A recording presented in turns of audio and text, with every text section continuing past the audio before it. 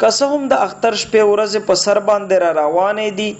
ولې د بنو د سپلیو په مارکیټ کسبان چوک کې هیڅ ګڼه ګوڼه په نظر نه راځي، چې وجه یې د شمالي وزیرستان د کډوالو واپسې ښودلی شي. د سپلیو د مارکیټ کاروباریان او دکانداران وایي چې د ضرب عذب عملیاتو له امله د شمالي وزیرستان نه کله خلک را کډوال شول،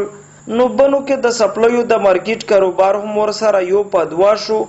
او د اختر ورځو شپو کې خو به دغه کاروبار نور هم سوا شو. ولې دا ځل که څه هم اختر په سر باندې را روان دی، خو د سپلیو په مارکیټ کې د خلکو څه ګڼه ګوڼه په نظر نه راځي، چې په نتیجه کې یې د سپلیو په کاروبار باندې ښکاره بد اغېز غورځېدلی دی. موږ چې متاثرین د غازه کوي میش کاروبار ډېر تیز و،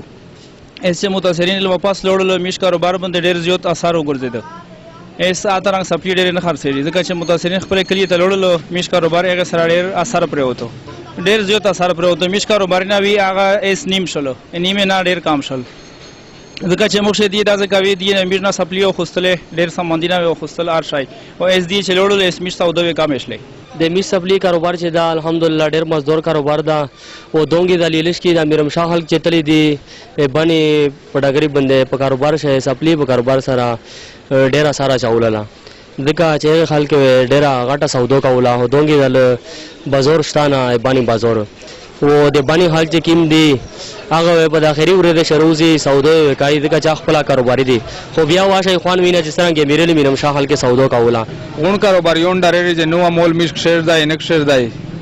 لکه تیم ریټ میش هغه په قاعده کنه امیر وی چې سوکا د خرڅ شي، خو مطلب دا چې قرضې مرزه سره پړدا وشي. په دې اړه د بنو د سپلیو د بازار د تاجرانو د اتحادیې مشر اورنګزیب خان وویل د شمالي وزیرستان د کډوالو د واپسۍ په وجه نه یوازې د سپلیو په مارکیټ او کاروبار باندې ښکاره بد اغېز غورځېدلی دی، بلکې په مجموعي توګه د بنو د بازار کاروبار ورسره متاثر شوی دی. لکه میر جنوبي وزیرستان ته، شمالي وزیرستان ته، خوست، کابل، پېښور د چې څومره لګې دي کنه کراچي پرې میر دغه مول لري، هو او چې کله نه کډوال تللی دي کنه د باندې کاروبار چې کیم دالش کی کمزوره شو دا، بلکې باندې کاروبار خالي یو د سپلی کاروبار نه ایزه هول چې سم کاروبار دا کنه ټول په ډېر کافي اثر اچیدل دا.